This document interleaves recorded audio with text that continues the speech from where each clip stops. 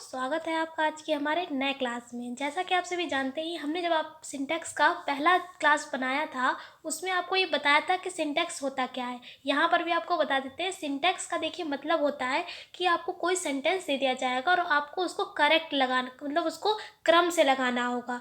या तो उसमें सही क्रम से यानी कि सीक्वेंस में, करेक्ट सीक्वेंस में आपको सेंटेंस को लगाना होगा। तो वही हमारी क्रिया क्या कहलाती है? सिंटैक्स कहलाती है।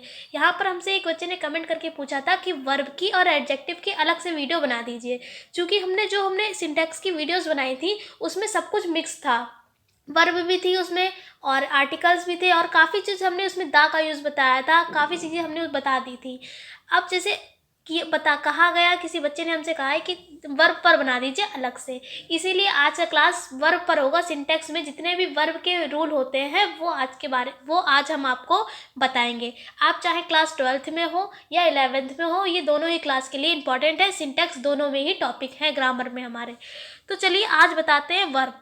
तो यहाँ पर सिंटैक्स में वर्ब को रूल बताने से पहले इसके ये आपको पता होना चाहिए कि वर्ब होता क्या है। वर्ब का देखिए मतलब क्या होता है। वर्ब को हिंदी में बोलते हैं क्रिया। अब ये क्रिया क्या होता है? क्रिया का मतलब होता है जब हम कोई काम करते हैं, जैसे कि खाना पीना, दौड़ना, चलना, ये सब क्या है? काम है। तो कोई भी हम काम करते हैं उस काम को क्या कहते हैं? क्रिया कहते हैं। ये देखिए जो कई प्रकार के इसके टाइप्स होते हैं। अब इसके बाद हम पूरा वर्ब के बारे में तो बताएंगे नहीं, केवल हम सिंटैक्स पढ़ रहे हैं तो इसमें केवल बता देंगे कि यहाँ पर वर्ब है, इसकी जगह पर इस हेल्पिंग वर्ब का हम यूज़ करेंगे। तो देखिए पहला रूल जैसा कि हमने यहाँ पर लिख भी रखा है कि वर्ब अपने सब्जेक्ट के बाद रखा जाता है। अब देखिए जैसे कि अगर हम यहाँ पर एक एग्जाम्पल लिख दें कि gave he gave me many advice, many good advice. थोड़ा सा आपको अगर साफ नहीं दिख रहा है, पढ़कर आपको बता देते हैं। लिखा है he gave me many good advices, ये हमने यहाँ पर लिख दिया। एडवाइस है यहाँ पर। तो यहाँ पर अगर हम आपको बताएं कि वर्ब क्या है, एक बार फिर से आपको साफ करके बता देते हैं। यहाँ पर हमने सफाई से देखिए लिख दिया है। क्या लिखा है? He gave me many good advice, ये लिखा है। अगर हम आपको बताएं इसमें वर्ब क्या है, तो अगर कुछ बच्चे जानते होंगे कि सेंटेंस में सब्जेक्ट क्या होता है, ऑब्जेक्ट क्या होता है, वर्ब क्या होता है, तो वो पहचान गए होंगे। यहाँ पर देखिए हमारी वर्ब लगी है ये गेव। अब ये हमारी जो वर्ब है, ये वर्ब कैसी है? एक ये हेल्पिंग वर्ब है। अब ये हेल्पिंग वर्ब क्या होता है? हेल्पिंग वर्ब को देखिए इंग्लिश में बोलते हैं, सॉरी हिंदी में बोलते हैं सहायक क्रिया। तो जो देखिए एक तो मेन वर्ब होती है और एक होती है हेल्पिंग वर्ब। तो यहाँ पर जो हेल्पिंग वर्ब है वो क्या है? गेव है। तो अगर हम इस सेंटेंस में वर्ब की बात करेंगे तो गेव है। क्या है? गेव है। अब क्या यहाँ पर देखिए सेंटेंस में आपको तीन चीज़ों की ज़रूरत पड़ती है, एक सब्जेक्ट और एक ऑब्जेक्ट और वर्ब। तो हमने लिख दिया सब्जेक्ट, वर्ब और ऑब्जेक्ट। इन तीन चीज़ों से हमारा जो सेंटेंस होता है वो बनता है। अब यहाँ पर देखिए वर्ब तो आपको पता चल गई होगी कि क्या होती है। जो भी हम काम करते हैं वो सब क्या होता है? वर्ब होता है। अब यहाँ पर क्या है? यहाँ पर जो गेव है वो एक हेल्पिंग वर्ब के रूप में आपको दिखाई गई है। अब यहाँ पर क्या है? सब्जेक्ट। आपको सब्जेक्ट पहचानना होगा। सब्जेक्ट क्या होता है? जो भी मेन होता है सेंटेंस में, जैसे कि यहाँ पर या आप समझ सकते हैं छोटे सेंटेंसेस में कि जो सबसे पहले लिखा होता है वो क्या होता है? सब्जेक्ट होता है। जो भी आपका सबसे पहले लिखा होगा, ही शी इट या किसी का नेम कुछ भी लिखा होगा सबसे पहले, वो क्या होता है? सब्जेक्ट होता है। ये क्या होता है? सब्जेक्ट। अब उसके बाद बात करते हैं ऑब्जेक्ट की। तो ऑब्जेक्ट क्या होता है? ऑब्जेक्ट का मतलब होता है जो भी अब अदर पार्ट बचा हुआ है हमारे सेंटेंस में, वो सब क्या होता है? सब्जेक्ट होता है। सॉरी वहाँ वो क्या होता है? ऑब्जेक्ट होता है। जैसे कि यहाँ पर बचा है मैनी गुड एडवाइसेस, ये क्या हो जाएगा? हमारा ऑब्जेक्ट पोर्शन में ये चला जाएगा। आशा करते हैं कि आपको ये चीज़ें समझ में आ रही होंगी जो हम आपको बता रहे हैं। सबसे पहले क्या होता है? सब्जेक्ट के बारे में, जो भी सेंटेंस में आपका सबसे पहले लिखा होता है वो होता है सब्जेक्ट। और जो हमारा वर्ब क्या होती है? वर्ब जो हमारी जो कार्य कर रहा होता है, जो काम हो रहा होता है सेंटेंस में, वो हमारा वर्ब होता है। या अगर हेल्पिंग वर्ब की बात करें तो हेल्पिंग वर्ब जो भी सब्जेक्ट के बाद होती है वो हमारी हेल्पिंग वर्ब होती है। और ऑब्जेक्ट क्या होता है? जो भी अदर पार्ट बचा होता है सेंटेंस में वो ऑब्जेक्ट होता है।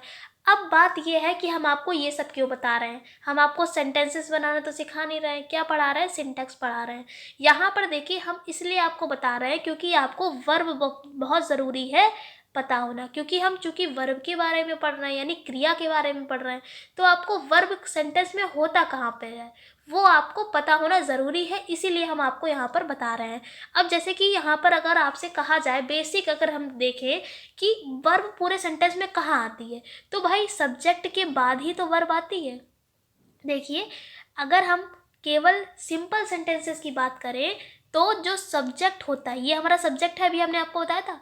सब्जेक्ट के जस्ट बाद हमारी क्या आती है? वर्ब आती है। क्या आती है? वर्ब, जिसको हम हेल्पिंग वर्ब भी बोलते हैं, सहायक क्रिया। ठीक है, लेकिन कई सेंटेंस जैसे कि अगर इंट्रोगेटिव सेंटेंस आएंगे, अब ये इंट्रोगेटिव सेंटेंस क्या होता है? इंट्रोगेटिव का मतलब होता है प्रश्नवाचक। जैसे कि कोई भी सेंटेंस में आपसे क्वेश्चन पूछ रहा होगा, अब वहाँ पर पे देखिए कोई भी इंट्रोगेटिव सेंटेंस होगा, उसमें एक मेन पहचान क्या होती है? क्वेश्चन मार्क लगा होता है। क्या होता है? इस तरीके से क्वेश्चन मार्क लगा होता है, आप पहचान लेंगे इंट्रोगेटिव है। और जब भी इंट्रोगेटिव सेंटेंस होता है, उसमें आपका सब्जेक्ट के बाद वर्ब नहीं आती है। सब्जेक्ट के बाद आपका वर्ब नहीं आती है। उसमें क्या होता है? उसका रूल अलग होता है। क्या होता है? पहले क्वेश्चन वर्ड आता है, उसके बाद क्वेश्चन वर्ड के बाद आपकी जो होती है वो हेल्पिंग वर्ब आती है, फिर उसके बाद आपका सब्जेक्ट आता है। अगर हम आपको फिर से बताएं तो जो सिंपल सेंटेंस होते हैं, देखिए जो भी सिंपल सेंटेंस होते हैं, क्या होते हैं? सिंपल सेंटेंस, उसमें आपकी सब्जेक्ट के बाद वर्ब आती है। देखिए शॉर्ट में लिख रहे हैं सब्जेक्ट के बाद वर्ब आती है। लेकिन अगर हम क्वेश्चन वाले यानी कि जो इंट्रोगेटिव सेंटेंस की बात करें, तो इंट्रोगेटिव सेंटेंसेस में आपकी वर्ब, जो आपकी सब्जेक्ट है, उससे पहले वर्ब आती है। देखिए दोनों में अंतर है। जब सिंपल सेंटेंस होगा तब उसमें जो सब्जेक्ट के बाद आएगी, लेकिन अगर इंट्रोगेटिव सेंटेंस होगा तो वर्ब जो है वो सब्जेक्ट से पहले आएगी। ये आपको बात याद रखनी है। अब यहाँ पर देखिए, ये सब इसलिए बता रहे हैं क्योंकि पहले रूल में इसका काम है। पहला रूल यहाँ पर देखिए लिखा है कि वर्ब अपने सब्जेक्ट के बाद रखा जाता है। अभी हमने आपको बताया यहाँ पर केवल सिंपल सेंटेंसेस की बात हो रही है कि क्या है कि वर्ब हमेशा कैसा होगा? सब्जेक्ट के बाद रखा जाएगा। अभी आपको बताया था जो भी सिंपल सेंटेंसेस होते हैं उसमें सब्जेक्ट के बाद आपकी वर्ब आती है। अब आपको एक एग्जांपल बताते हैं तो और अच्छी तरीके से आपको समझ में आएगा। ये देखिए लिखा है example, tell me where are you going. यहाँ पर देखिए इनकरेक्ट है, आपको उसको करेक्ट करना है। तो कैसे करेक्ट करेंगे? यहाँ पर देखिए अगर हम यहाँ से सेंटेंस की बात करें तो ये इंट्रोगेटिव सेंटेंस है, वेयर लगा है तो आप जाहिर सी बात है समझ गए होंगे वो है इंट्रोगेटिव। लेकिन अगर यहाँ पर देखिए क्या, इसको हम सही कैसे करेंगे? अभी हमने आपको क्या बताया, वर्ब जो है कहीं पर भी आपको वर्ब दिखेगी तो आप ये ध्यान रखेंगे कि उसको सब्जेक्ट के बाद रखना है। किसके बाद रखना है? सब्जेक्ट के बाद को ही आप बात आपको वर्ब रखनी है। यहाँ पर देखिए अगर यहाँ पर इस सेंटेंस में बात करें तो सब्जेक्ट क्या है? यू है।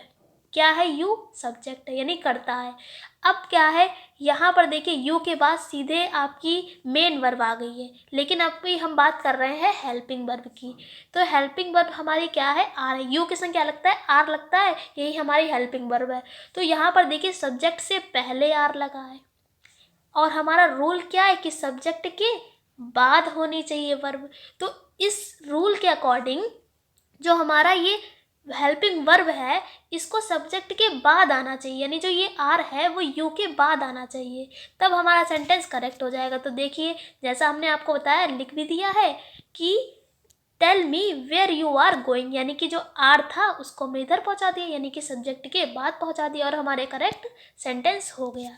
अब अगला यहाँ पर देखिए, हमने आपको यहाँ पर एक बता देते फिर आपको एक बात बताते हैं। लिखा है जब दो सिंगुलर सब्जेक्ट्स एक ही व्यक्ति या वस्तु का बोध कराते हैं और उसमें पहले एक आर्टिकल रखा हो तो उसके साथ सिंगुलर वर्ब ही आता है। अब इसका मतलब क्या है? इतनी हिंदी लिखी है, आप कंफ्यूज बिल्कुल ना हो, हम आपको मतलब समझा देते हैं इस रूल का मतलब क्या है। एग्जाम्पल से अच्छी तरीके से आपको समझ में आएगा, बता देते हैं। अब यहाँ पर इस रूल का मतलब क्या है? इस रूल का देखिए मतलब ये है, अगर आपको दो सब्जेक्ट दी जाएंगे, ठीक है। एग्जाम्पल में देखिए लिखा है द पोइट, यहाँ पर देखिए लिखा है the poet and statesman is dead, ये लिखा हुआ है। तो यहाँ पर देखिए अगर हम ध्यान से देखें तो बीच में एंड लगाकर जोड़ दिया गया है। दो सब्जेक्ट लिखे, एक है सब्जेक्ट पोइट और एक सब्जेक्ट है स्टेट्समैन। तो यहाँ पर दो लिखे हैं, दो यहाँ पर सब्जेक्ट लिखे हुए हैं। तो हमारे रूल के अकॉर्डिंग जब भी दो सब्जेक्ट होंगे और आगे आर्टिकल भी लगा होगा, आर्टिकल अब क्या होता है? आर्टिकल देखिए तीन होते हैं, एक होता है द, एन और ए, ये तीन आर्टिकल होते हैं। तो यहाँ पर देखिए जब भी दो सब्जेक्ट आपके होंगे और साथ में दा भी लगा होगा, यानी कि आर्टिकल भी लगा होगा। अब वहाँ पर आर्टिकल आपका दा भी हो सकता है, एन भी हो सकता है, या ए भी हो सकता है, जो भी आपका सेंटेंस होगा उसके अकॉर्डिंग। तो यहाँ पर देखिए आर्टिकल भी लगा हो और दो आपके सिंगुलर सब्जेक्ट हो, तब आप क्या करेंगे, जो आपकी वर्ब आएगी, जो आपकी हेल्पिंग वर्ब आएगी, वो हम सिंगुलर वाली ही लगाएंगे। अब जैसे कि सिंगुलर और प्लूरल वाली वर्ब क्या होती हैं, हम आपको बता दें, जब भी प्लूरल की बात होती है तो वहाँ पे अगर दे लगा है तो दे के संग आर का यूज़ कर लेते हैं, वी लगा है वी के संग हम भी आर का यूज़ करते हैं। लेकिन जैसे ही लगा है ही के संग इज़ का यूज़ करते हैं, शी के संग भी हम इज़ का यूज़ करते हैं, और किसी का नेम होता है उसके संग भी इसका यूज़ करते हैं, इट के संग हम इज़ का यूज़ करते हैं। तो ये सब क्या होते हैं, सिंगुलर होते हैं, सिंगुलर वर्ब होती है। जैसे इज़ है, एम है, ये क्या होती है, सॉरी एम तो नहीं, कभी कभी एम प्लूरल के लिए भी यूज़ कर ली जाती है। तो यहाँ पर जो इज़ है, इज़ क्या है, हमारी सिंगुलर वर्ब है। तो जब हम दो सब्जेक्ट दे दिए जाएंगे, याद रखना पड़ेगा आपको रूल, जब भी हमें दो सब्जेक्ट दे दिए जाएंगे सिंगुलर सब्जेक्ट, और साथ में उसमें आर्टिकल भी एक लगा होगा, तब हमेशा हम क्या करेंगे, सिंगुलर वाली वर्ब ही यूज़ करेंगे। इस रूल का मतलब केवल इतना ही है। अब यहाँ पर लिखा है the poet and statesman is dead. अब यहाँ पर देखिए इज़ लगा हुआ है, काफ़ी बच्चे यहाँ पर गलती ये करेंगे कि दो आप नाम देखेंगे और आर लगा देंगे, जो कि आपका गलत होगा। यहाँ पर जो एग्जाम्पल है हमने केवल करेक्ट लिख दिया है, यहाँ पर इनकरेक्ट नहीं लिखा है। इनकरेक्ट में इस तरीके से आ सकता है, the poet and statesman are dead, तो आप देखेंगे आर तो भाई लगेगा नहीं। क्यों नहीं आर लगेगा, क्योंकि भाई हमने एक रूल पढ़ा था कि जब भी दो सब्जेक्ट होते हैं, सिंगुलर सब्जेक्ट्स होते हैं और आर्टिकल भी लगा होता है, देखिए दो सब्जेक्ट हैं और आर्टिकल भी लगा है, जब ये दोनों चीज़ें लगी हैं तो हमें सिंगुलर वर्ब ही लगाना है। ये हमने रूल पढ़ा था, अगर आपने पढ़ा होगा तो आप जानते होंगे कि हम यहाँ पर सिंगुलर वर्ब ही लगाएंगे, तो आप इस लगा देंगे। अगर जिसने नहीं पढ़ा होगा वो नहीं लगा पाएगा।